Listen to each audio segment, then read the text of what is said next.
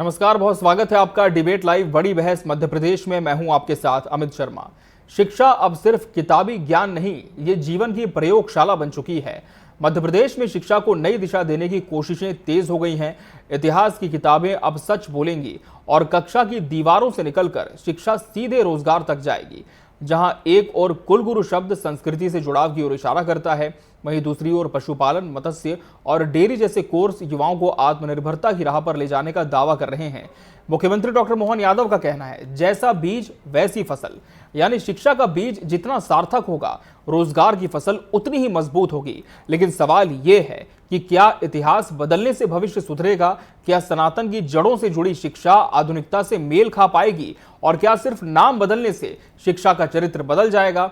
क्या ये बदलाव रोजगार दिलाएंगे या सिर्फ सियासी पाठ बनकर रह जाएंगे? आज की चर्चा शिक्षा में नवाचार बनाम रोजगार की अग्नि परीक्षा पर होगी। उसके पहले पेश है ये खास रिपोर्ट।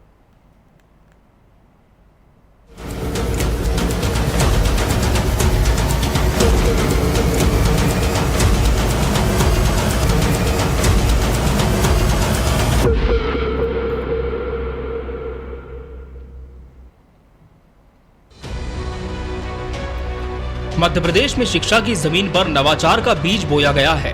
पाठ्यक्रम से लेकर पदनाम तक में बदलाव किया जा रहा है। अब कुलपति नहीं, कुलगुरु होंगे। अब शिक्षा सिर्फ डिग्री नहीं, दक्षता का माध्यम बनेगी। मुख्यमंत्री डॉक्टर मोहन यादव ने पशुपालन, मत्स्य और डेयरी पर आधारित कोर्स शुरू करने की घोषणा की है। दावा है, युवा अब नौकरी के लिए नहीं भटकेंगे, खुद रोजगार देंगे। डॉक्टर यादव का कहना है कि नई शिक्षा नीति के तहत अब सांदीपनि विद्यालयों की स्थापना हो रही है, जहां आधुनिकता और संस्कृति दोनों का संगम होगा। रोजगार आधारित कोर्स के बारे में दिन भर अलग अलग प्रकार के विद्वानों को लाकर के अलग अलग संस्थानों के साथ प्राइवेट और निजी सभी सरकारी सभी विश्वविद्यालय के कुलगुरु सब मिलकर के इस पर चर्चा भी करेंगे और कई प्रकार के संकायों को बाकी विश्वविद्यालय में भी खोल करके सरकारी स्तर पर भी। ये देश में नंबर 1 का हमारा राज्य है जो उच्च शिक्षा के माध्यम से विद्यार्थियों को वो सारे कोर्स उपलब्ध करा रहा है जिसमें रोजगार परक कई सारे अवसर होते हैं। मुझे इस बात का आनंद भी है कि हाँ, आज ये जब हम कार्यशाला आयोजित कर रहे हैं तो निश्चित रूप से हमारा विभाग और सरकार समर्थ है, वो दिए गए सुझावों के आधार पर ठोस निर्णय करेंगे। शिक्षा मंत्री इंदर सिंह परमार ने साफ किया, इतिहास वही पढ़ाया जाएगा जो सच है। आक्रांताओं को आक्रांता और लुटेरों को लुटेरा कहा जाएगा। शिक्षाविद है और देश भर से कई एक्सपर्ट आए हैं जो शिक्षा में रोजगार के पाठ्यक्रम कैसे हमको संचालित करना है, एक प्रकार से पूरी शिक्षा व्यवस्था में अमूलचूल परिवर्तन करने का काम जो राष्ट्रीय शिक्षा नीति के माध्यम से अपेक्षित है, उसका क्रियान्वयन के पक्ष के रूप में ये कार्यशाला है। जो इतिहास के पाठ्यक्रम है उसमें भारत का शौर्य पराक्रम के को भी इतिहास के पन्नों पे दर्ज करेंगे। भारत के उन महापुरुषों को जिन्होंने भारत माता के लिए बलिदान दिया है, यहाँ के लोगों के लिए संघर्ष किया है, मातृभूमि के लिए लड़ाई लड़ी है, ऐसे सारे लोगों को हम इतिहास के पन्नों पे स्थान देने वाले हैं।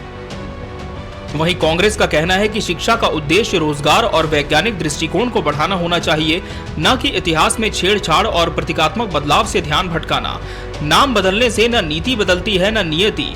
कांग्रेस आरोप लगाती है कि सरकार असल मुद्दों से मुंह मोड़ रही है, जैसे कॉलेजों में फैकल्टी की कमी, रोजगार आधारित कोर्सों का ढांचा और ग्रामीण क्षेत्रों में गुणवत्तापूर्ण शिक्षा की भारी गिरावट। कांग्रेस का साफ कहना है, इतिहास में उलझे नहीं, भविष्य को संवारे। शिक्षा को राजनीतिक हथियार नहीं, विकास का औजार बनाएं। परंपरा का सम्मान जरूरी है, पर रोजगार की गारंटी उससे भी जरूरी। प्रदेश के शिक्षा मंत्री जी को जो है मालूम नहीं है कि एनसीईआरटी की किताबों में क्या छपा हुआ है। एनसीईआरटी की किताबें जो है इसलिए होती हैं कि बच्चे शिक्षित हों, बच्चे जो है सत्य बोलना सीखें, झूठ बोलना नहीं सीखें। एनसीईआरटी की किताबों में जो चुपचाप बदलाव किए गए हैं वो बहुत शर्मनाक हैं। उसमें लिखा हुआ है कि गांधी की हत्या जो है गोड से लिखा हुआ था पहले किताबों में, अब धीरे से उसमें लिख दिया गया कि गांधी की हत्या एक युवा ने की थी। दुनिया के सारे लोगों को जो चीज़ पता है उसको भारतीय जनता पार्टी की ये सरकार किताबों में छुपा के क्या करना चाहती।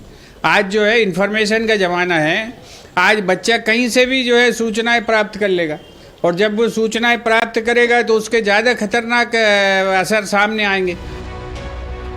एक और सरकार कुलगुरु की परंपरा और रोजगारोन्मुख कोर्सों से भविष्य संवारने का दावा कर रही है, तो दूसरी ओर विपक्ष इसे प्रतीकवाद और दिशा भ्रम बता रहा है। इतिहास को सच बताना जरूरी है, लेकिन भविष्य को सुनहरा बनाना उससे भी जरूरी। केवल पाठ बदलने से परिवर्तन नहीं आता, जब तक कि कक्षा से निकलकर जीवन में सार्थकता न उतरे।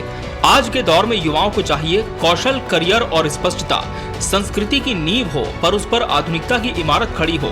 सवाल यही है, क्या शिक्षा अब भी सोच की प्रयोगशाला है या सियासत की पाठशाला? Bureau report, TV 24 news.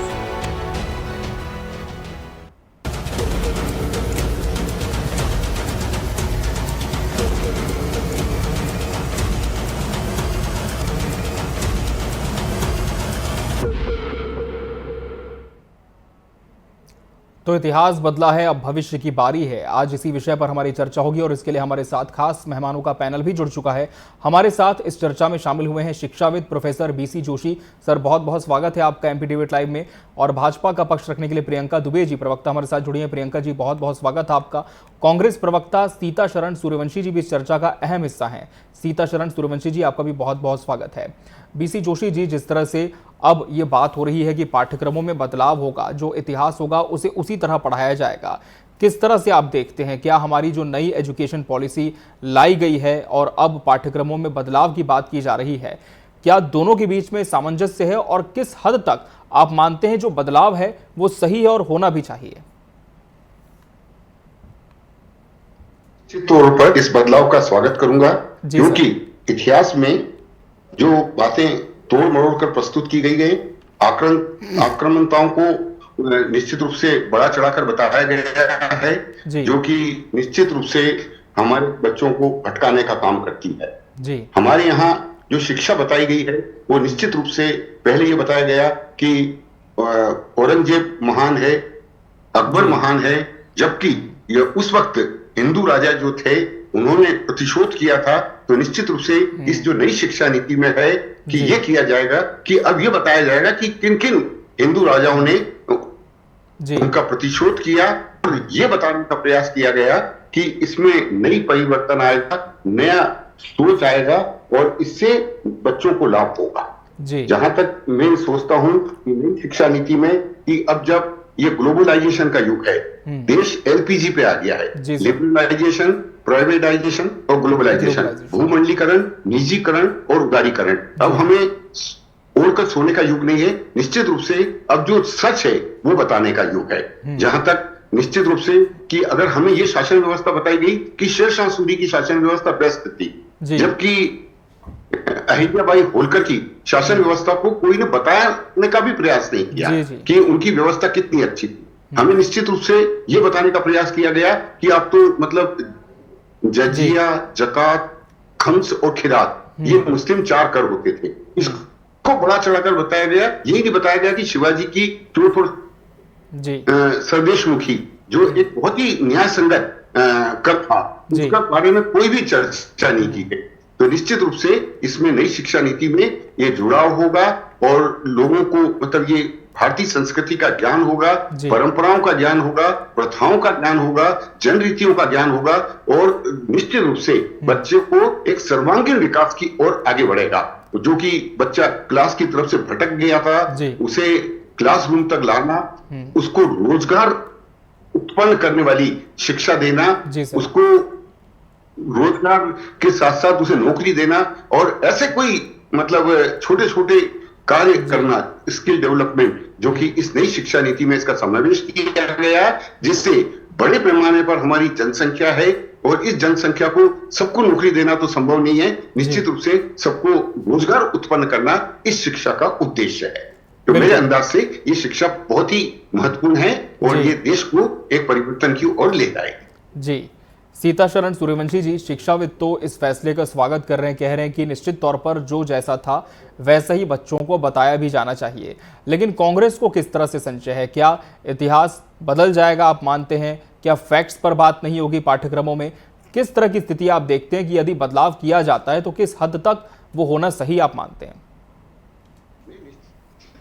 देखिए आदरणीय, गुरु गुरु में भेद है और गुरु गुरु में भाव। जी, पूर्ण गुरु से जानिए जो शब्द बतावे दाव, वो शब्द का दाव उन गुरुओं में जो प्रोफेसर्स, असिस्टेंट प्रोफेसर्स, जैसे गीता पढ़ाई जाएगी, हम गीता के पक्ष में हैं, हम उस इतिहास के पक्ष में हैं, लेकिन वो प्रोफेसर और असिस्टेंट प्रोफेसर क्या बीजेपी सरकार ने तैयार कर लिए।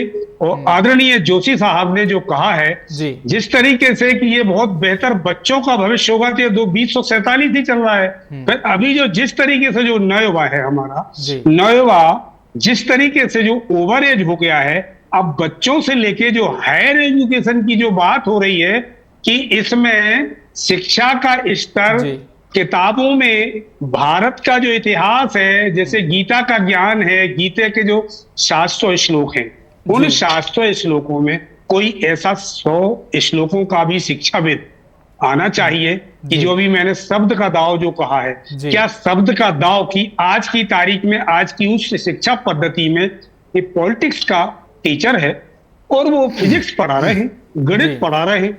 ये तो आपने भी आपके माध्यम से वीडियो देखे होंगे।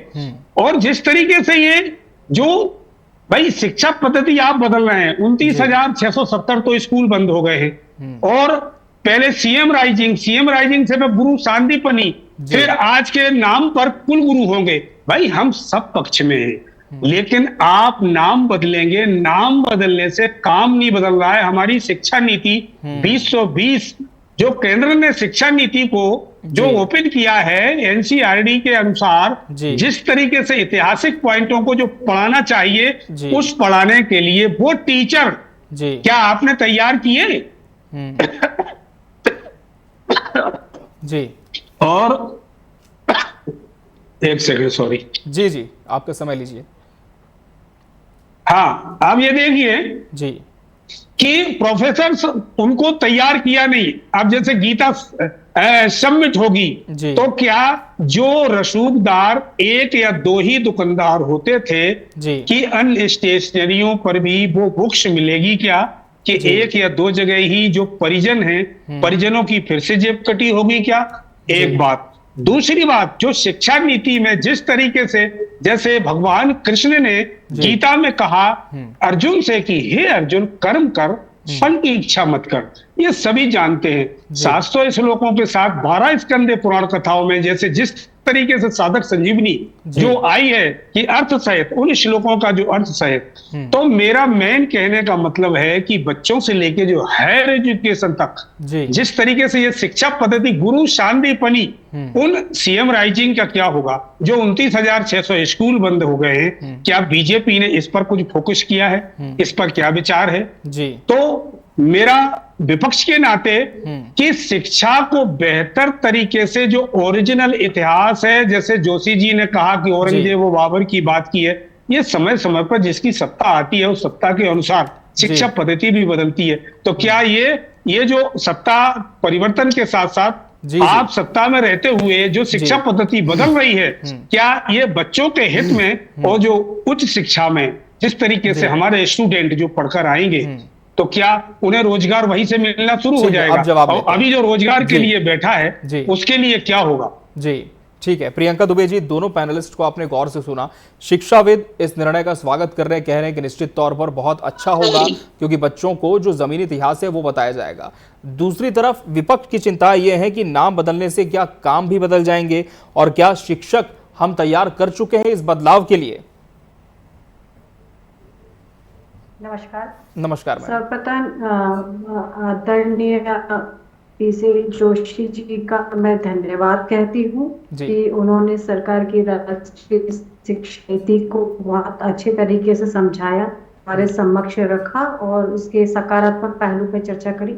मैं साथ ही सीताशरण जी भाई साहब का भी बहुत बहुत धन्यवाद कहती हूँ कि इन्होंने ये तो माना कि जैसी सरकारें आती हैं वैसा शिक्षा को अप्लाई करती हैं। उन्होंने इस बात को बहुत अच्छे तरीके से रख दिया, तो मुझे आगे की बात रखने में बहुत आसानी रही।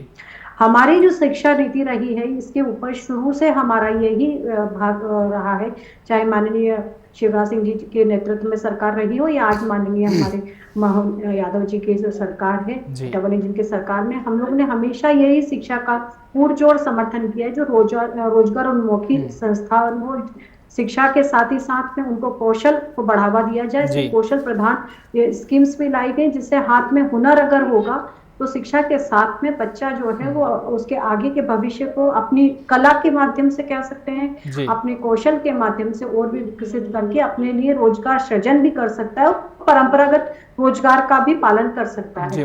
परंतु जो आमूलचूल परिवर्तन करने की जिस तरह से बात की गई, चाहे इतिहास को लेकर के हम बात करते हैं तो इतिहास के ऐसे बहुत से क्षेत्र हैं जिसको हमने मध्य प्रदेश की ही अगर हम बात करें तो ऐसी बहुत सी वीरांगनाएं भी रही और ऐसे वीर पुरुष भी रहे जिनके मामले में अगर आज हम बात करें तो बहुत अच्छे नहीं जाए। अगर हम बात करते हैं, हम हबीबगंज स्टेशन का नाम जानते थे, परंतु जब रानी कमलापति किया गया तो विरोध बहुत प्रबलता से हुआ था कि रानी कमलापति स्टेशन का नाम क्यों किया जा रहा है। कोई उन वीरांगना के बारे में बहुत अच्छे से नहीं जानता था। मैं अगर कहती हूँ कि पाठ्यक्रम में शायद अमित जी आपने भी नहीं पढ़ा होगा कि रानी दुर्गावती जी को लेकर के बहुत सारा लिखा गया हो या रानी अहिल्याबाई जी को लेकर, जबकि रानी अहिल्याबाई जी का अगर मैं कहती हूँ कि हर बहन या हर मैं तो वर्ग की बात महिला पुरुष दोनों के लिए कहती हूँ कि अगर उनके जीवन की कठिनाइयों को, उनके जीवन के संघर्ष के साथ, और अगर हम कह सकते हैं जिस प्रकार से उन्होंने शिव आज्ञा वरुणे को मानते हुए, शिव का अपने आप को प्रतिनिधित्व मानती हुई, जिस प्रकार से उन्होंने निश्चल और निष्काम भाव से और त्याग समर्पण के साथ आज अगर लोक माता और राजमाता बन पाई, तो इस प्रकार के कीर्तिमानों को स्थापित करते, प्रतिमानों को, जिससे अगर हम आज कहते हैं कि शिक्षा आपकी नीति निर्देश करती है। और यह जैसे मैं बिल्कुल इस बात में श्रीधर शरण जी भाई साहब के बिल्कुल सहमत हूँ कि शिक्षा आपकी सोच का परिवर्तन करती है। या आप कहते हैं, अम्बेडकर जी भी कहते थे कि शिक्षा बहुत दूध है, जो शेरनी का दूध है, जो पिएगा वो दहाड़ेगा। तो दहाड़ने के लिए आपको वो शिक्षा उस प्रकार की होनी चाहिए कि वो दहाड़ सके, जिसके लिए कौशल भी आवश्यक है। नीति नियत का अगर स्पष्ट नेतृत्व कैसे किया जाना चाहिए या अपने जीवन को किस तरीके से सकारात्मकता के साथ आगे बढ़ाना चाहिए, इन सारे पहलुओं के ऊपर शिक्षा कार्य करती है। तो निश्चित है कि जो शिक्षा पद्धति को अप्लाई किया जा रहा है। अब हमारे यहाँ भाई साहब का जैसा कहना पड़ा कि शिक्षा को लेकर के अगर हम आज बात करते हैं तो 1,23,412 से ज्यादा स्कूल पूरे मध्य प्रदेश में संचालित होते हैं, जिसमें मैं सभी प्रकार के संस्थानों की बात करती हूँ। 370 से ज्यादा अगर हम बात करें CM राइज स्कूल्स जो है वो स्वीकृत किए गए थे, जिसमें से 38 जो है वो लगभग लोकार्पण की स्थिति में, जो 22 है वो संचालित हो रहे हैं, जिसमें करीबन 4 लाख से ज्यादा विद्यार्थी जो है वो शिक्षारत है। आज अगर मैं किसी पे दोषारोपण नहीं करना चाहती, परंतु हमने वो कार्यकाल में 2003 तक देखा जहां पर प्राथमिक शिक्षा में अगर हम बात करें तो ड्रॉप आउट परसेंट 17% हुआ करता था। विद्यार्थी 17% ऐसे स्टूडेंट्स होते थे 2003 तक जो कि शिक्षा छोड़ देते थे, जिसको आज हमने घटा करके 1% पर लेकर के आए हैं, लगभग 1% और उससे भी कम की मात्रा हो चुकी है। इसी प्रकार से अगर मैं माध्यमिक शिक्षा मंडल की बात करती हूँ, शिक्षा की स्कूल्स की बात करने की बात करती हूँ, तो अब उस समय जो ड्रॉप आउट परसेंट था वो 28% के करीबन हुआ करता था 2003 तक। आज वो ड्रॉप आउट परसेंट घट करके 5% के करीबन हो चुका है। ड्रॉप आउट परसेंटेज स्टूडेंट्स का खत्म हुआ। इसी के अगर मैं कुछ दिन पहले की बात करती हूँ, आप लोगों के माध्यम से कवरेज भी किया गया था, जिसमें कि लगभग 94,234 से ज्यादा स्टूडेंट्स के खाते में 25,000 रुपए सीधे उनके खाते में डाले गए थे, जिससे कि वो लैपटॉप खरीद सके, या उसके राशि तो लैपटॉप के लिए ही दी गई है। अगर लैपटॉप है तो डेफिनेटली बच्चे किसी और चीज के लिए भी उपयोग करते हैं, मैं इस चीज से इनकार नहीं करूंगी, परंतु उनको प्रतिभावान छात्र हैं और छात्राएं हैं, उनको और भी ज्यादा मोटिवेट करने के लिए ये राशि जो है वो सरकार के द्वारा दी गई। अब हमारे यहाँ जो बात कर रहे हैं भाई साहब की, अगर हम बात करते हैं टीचर्स की बात करते हैं, तो प्राथमिक और इसमें अगर उच्च शिक्षा की अगर बात करते हैं तो 1,14,000 प्राथमिक स्कूल्स हैं। इसके बाद 3,851 के करीबन जो है वो माध्यमिक स्कूल है, वो सॉरी उच्च विद्यालय है, और 4,765 के करीबन हायर सेकेंडरी स्कूल जो है वो संचालित किए जा रहे हैं। और इसके अलावा भी आदिवासी स्कूलों की अगर मैं चर्चा करती हूँ, जिसके लिए भाई साहब इतने चिंतित दिख रहे हैं, तो 6,000 मॉडल स्कूल्स का जो है भी हम लक्ष्य लेकर के चल रहे हैं, जो कि हमारे मध्य प्रदेश में बनाए जाएंगे, जिसके अंदर ये सारी शिक्षा का ध्यान रखा जाएगा और उसके लिए जमीन पर कार्य चालू भी हो चुका है, जिसके तौर पर हमने देखा है। इसके साथ ही अगर 3 सैनिक स्कूल, जो मध्य प्रदेश में एक समय पर सिर्फ 1 सैनिक स्कूल था, उसकी संख्या बढ़ा करके सरकार ने 3 सैनिक स्कूलों की स्थापना मध्य प्रदेश की, जिसमें लगातार नर्मदापुरम की। लेकिन जो हम कहते हैं कि इतिहास का बदलना बहुत जरूरी है। आज हम पहले नर्मदापुरम को जो है होशंगाबाद के नाम से जानते हैं। आप बता सकते हैं कि होशंगाशाह का ऐसा क्या हमारे यहाँ पर योगदान रहा जिनके नाम से आज होशंगाबाद आप लोगों ने रख दिया था।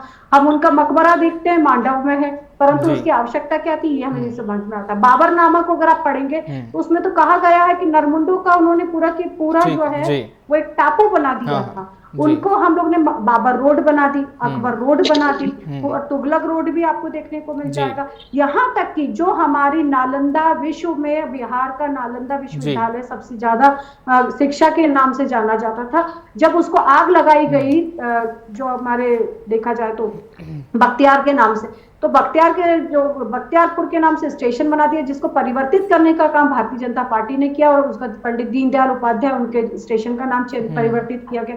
तो हम ये कहते हैं कि जिन कीर्तिमानों ने, जिन लोगों ने हमारे इतिहास को नष्ट भ्रष्ट किया, हमारी गौरव गाथा को कलंकित किया, जो हमारे आक्रांता बनकर किया है, उनका इतिहास लगातार पढ़ाया जा रहा।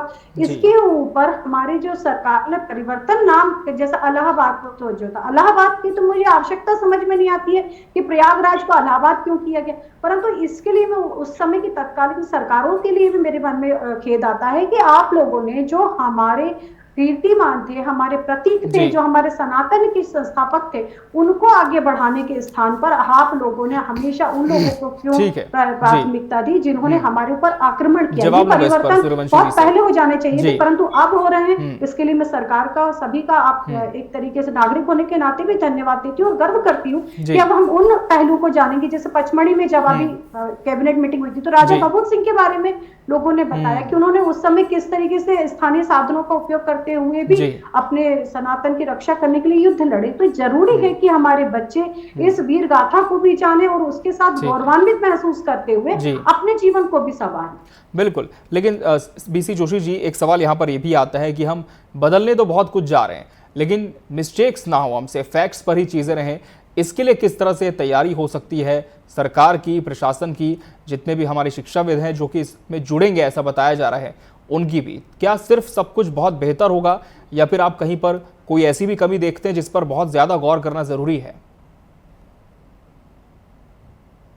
ऐसा तो मुझे नहीं लगता है, क्योंकि हायर एजुकेशन ने जो नई शिक्षा नीति के साथ हर महाविद्यालय में फैकल्टी डेवलपमेंट प्रोग्राम चालू किए हैं। इन फैकल्टी डेवलपमेंट प्रोग्राम के तहत जितने भी प्रोफेसर्स, असिस्टेंट प्रोफेसर्स और स्टूडेंट, इनको सीधा मतलब इनसे संवाद किया गया है और इनको एक ट्रेनिंग प्रोग्राम के तहत कार्य किया जा रहा है, जिससे कि वो भली भांति समझ सके कि जो नई शिक्षा नीति में जो हमने परिवर्तन किए हैं वो कहां तक बच्चों के हित में है, न कि उनको मतलब भ्रमित करेंगे। निश्चित तौर पर एक स्वागत योग्य है। और जहां तक बंद होने का सवाल है, ये तो निश्चित रूप से मान के चलिए कि जब मैंने आपको पहले भी बता दिया कि अब भारत भी जब उदारीकरण की तरफ हम जुड़ रहे, हम विश्व गुरु तरफ बढ़ने का प्रयास कर रहे हैं। विश्व में हम लोगों के यहाँ जब पढ़ने जाते थे तो उल्टे आजकल पेपर में पढ़ने को मिल रहा है कि बाहर से हमारे यहाँ पर बच्चे पढ़ने के लिए आ रहे हैं।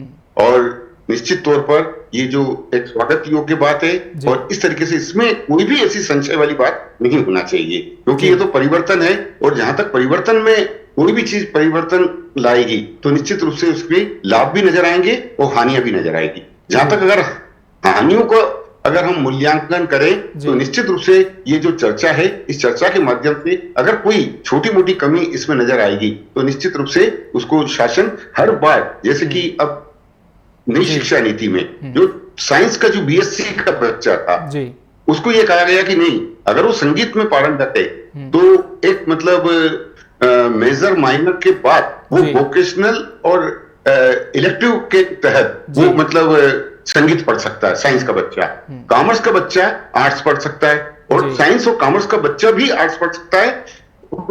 आर्ट्स का बच्चा अगर उसको केमिस्ट्री में कोई मतलब ज्ञान है या कोई मतलब फिजिक्स में अगर उसकी एक्सपर्ट है या कंप्यूटर में एक्सपर्ट है तो निश्चित रूप से आर्ट्स का बच्चा कंप्यूटर का ज्ञान प्राप्त कर लेगा, अकाउंट्स का ज्ञान प्राप्त कर लेगा। तो इंटरडिसिप्लिन के तहत इस नई शिक्षा नीति को बड़े मतलब ब्लॉक स्तर पर जोड़ा गया है। जब मैं खुद मतलब गवर्नमेंट कॉलेज बुधनी में मैं प्रिंसिपल था जी सर, तब मुझे ये याद है कि इस नई शिक्षा नीति का जब प्रारूप तैयार हो रहा था तो इन्होंने कहा नहीं, हम इस पर ब्लॉक स्तर पर इसकी चर्चा करेंगे और निश्चित रूप से ब्लॉक स्तर पर चर्चा करके उनके सारे मिनट्स निश्चित रूप से कैलकाटा भेजे गए और पूरे व्यापक सोच समझकर एक इस शिक्षा को लागू करने का प्रयास किया, जो मध्य प्रदेश को मैं निश्चित रूप से यहाँ के आदरणीय मुख्यमंत्री मोहन यादव साहब को और यहाँ के उच्च शिक्षा मंत्री इंदर सिंह परमार साहब का मैं हृदय से आभार व्यक्त करता हूं कि उन्होंने सबसे पहले मध्य प्रदेश में इसको लागू करने का प्रयास किया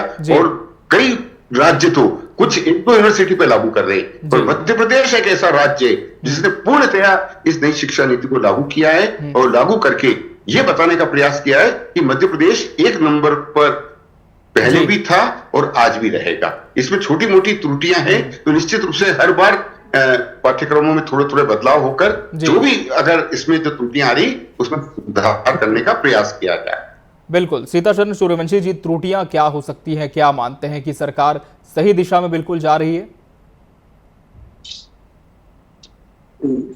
जी, मैं आपको कहूं आदरणीय जोशी जी ने जो कहा है ठीक है, छोटी मोटी त्रुटियों को तो वो बच सकते हैं जी। अभी जिस तरीके से जो ट्रांसफर नीति में अभी ट्रांसफर हुए हैं तो शहरों में ज्यादातर परसेंटेज रहा है उन टीचर्स का कि अगर मैं पूर्व मुख्यमंत्री महोदय के क्षेत्र और डिस्ट्रिक्ट से अगर गिनती कराऊं, सीहोर से आप श्यामपुर चले जाइए, श्यामपुर ये स्कूलों में 3 teacher second grade middle class plus higher secondary के 3 टीचरों की खाली जगह पड़ी है और इंग्लिश टीचर नहीं मिल रहे हैं। और सीहोर से लेकर अब चले जाइए आप बुंदेलखंड, बिंद और महाकौशल तक टीचरों की इतनी कमियां हैं कि इन टीचरों की भरपाई कैसे होगी। अब जैसे शहरी लेवल पे आपने टीचर और ट्रांसफर कर दिए, अब वो ग्रामीण क्षेत्र पर वहां की जो स्टूडेंट का जो कैरियर्स है वो कैसे ठीक होगा।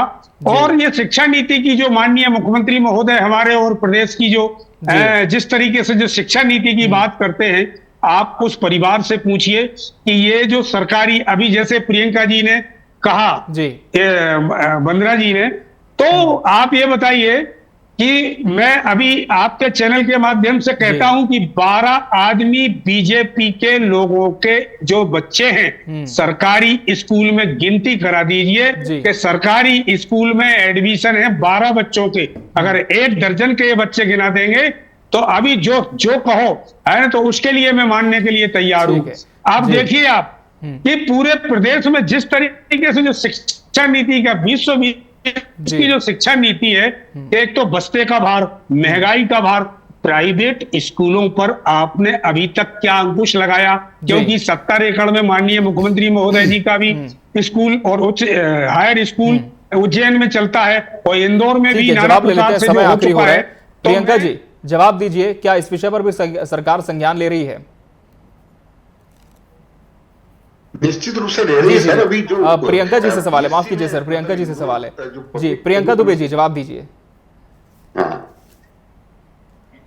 अगर प्राइवेट स्कूल और उनके ऊपर अगर सख्ती के साथ और कठोरता के साथ कार्य करने का माननीय शिक्षा मंत्री जी उदय राव प्रताप सिंह जी ने सबसे ज्यादा उनके ऊपर कार्रवाई करी है। और इसके लिए जब प्राइवेट स्कूल के टीचर्स और उनके जो ऑनर्स थे जब वो सड़कों पे आए तो उनके समर्थन में कांग्रेस पार्टी खड़ी हुई थी। तो पहले सूर्यवंशी जी ये तय तो करें कि उनकी पार्टी का लाइन क्या है। वो प्राइवेट स्कूल की जिस प्रकार से जो फीस वृद्धि है जिसको लेकर के हम कह सकते हैं कि बहुत भार पालकों के ऊपर पड़ता था, उसको कम करने के लिए जब सरकार ने कदम उठाया तो सबसे पहले विरोध करने के लिए उनके साथ में सड़कों के ऊपर कांग्रेस पार्टी आ गई, जिसका कांग्रेस पार्टी ने ये भी कहा कि आप लोग उनके जो स्कूल है वो बंद करवाना चाहते हैं, आप उनके ऊपर आर्थिक भार डालना चाहते हैं।